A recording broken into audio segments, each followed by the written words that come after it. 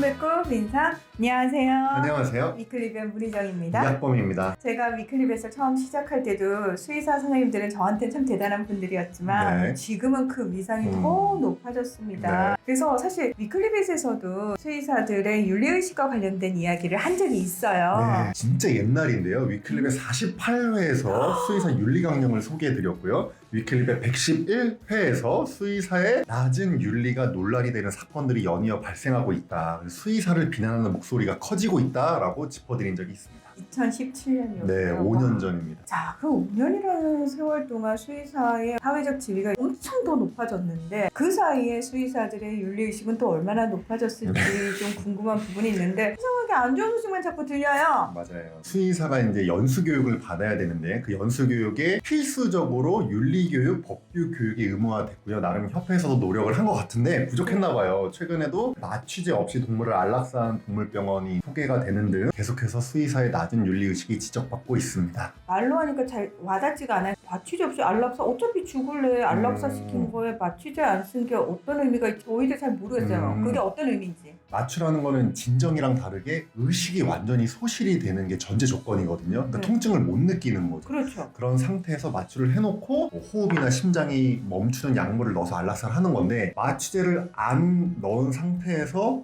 호흡이나 심장이 멈추는 약물을 넣었다는 얘기는 사실 안락사가 아니라 고통사를 시킨 거죠. 그런 동물병원이 이번에 적발이 됐습니다. 그렇게 말씀하시니까 갑자기 정신이 번쩍 드는 게 그럼 그 네. 아이가 죽어가는 동안 그 고통을 다 느꼈다는 거예요? 그렇죠. 선생님 나빴어요. 왜 그러셨어요? 사실 반려동물을 키우는 인구도 많아지고 동물에 대한 복지를 이야기하는 시대가 됐거든요. 이렇게 됐다면 동물 전문가인 수의사 선생님들에 대한 기대치, 책임감도 사실 굉장히 많이 요구가 되고 있는 네. 상황이란 말이죠. 그래서 진짜 그 어느 때보다 높은 윤리의식이 요구되는데 과연 수의사 선생님들 한 분 한 분이 얼마만큼 그 부분에 대해서 자각하고 있을지도 의문이고요. 근데 윤리 강령과 관련된 반가운 소식이 있더라고요. 맞습니다. 대한수의사회에 수의사 윤리 강령이라는 게 있어요.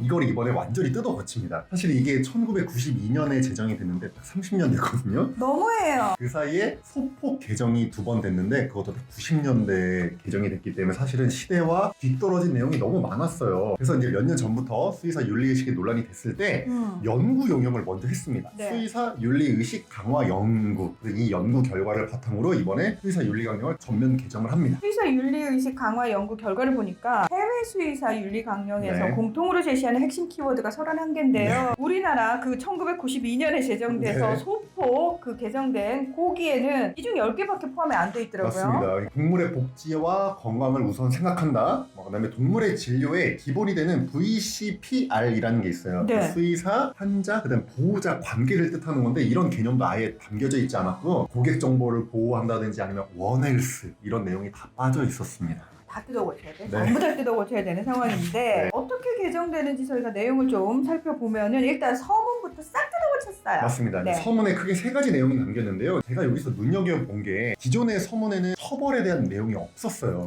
근데 이번에는 윤리 강령을 위반한 행위는 수의사로서의 신뢰와 존엄의 보호를 받지 못하며 관련 규정에 따른 처분을 받게 된다라고 처분을 강조하고 있습니다. 서문에 이렇게 3개 항목이 있고 그 외에 24개 항목이 더 있는데 네. 이 항목이 또 구분이 돼 있잖아요. 맞습니다. 카테고리가 있는 건데요. 동물에 대한 의무, 보호자에 대한 의무, 전문 직업성 증진의 의무, 동료에 대한 의무, 그다음에 사회 전체 공공에 대한 의무 이렇게 5가지 카테고리로 되어 있는데요. 사실은 예전 윤리강령에는 이 동물에 대한 의무 카테고리도 없었습니다. 그러니까 완전히 업그레이드 됐다고 보시면 될 것 같아요. 솔직히 말씀드려서 윤리강령 이렇게 싹 그럴싸하게 뽑아놨다고 해서 수의사들의 윤리의식이 갑자기 확 높아지고 그 집단 전체가 확 바뀐다거나 이건 아니에요. 그렇죠. 하지만 우리가 일반적으로 그 조직이 어떤 조직인지가 궁금할 때 처음 보는 게 이렇게 규정해 놓은 것들이거든요. 이게 가장 기본이 되는 거예요. 이 기본을 이제서야 좀 제대로 좀 다졌다라는 생각이 네. 드니까요. 이제 시작입니다. 이걸 바탕으로 앞으로 더 많은 것들을 해나가면 되는 거니까요. 맞습니다. 네. 근데 무엇보다 우리 뭐 반려인들 이 방송 많이 보고 계시지만 수의대생들도 이 방송 많이 보고 있거든요. 네. 스스로 수의사로서 내가 사회적으로 어떤 책임감을 가지고 어떤 윤리의식을 가지고 일을 해야 되는지에 대해서 좀 생각하는 계기가 됐으면 좋겠다. 그런 바람도 있습니다. 맞습니다. 자, 오늘 위클리 베이스는 여기서 마무리하겠습니다. 함께해 주셔서 고맙습니다. 감사합니다.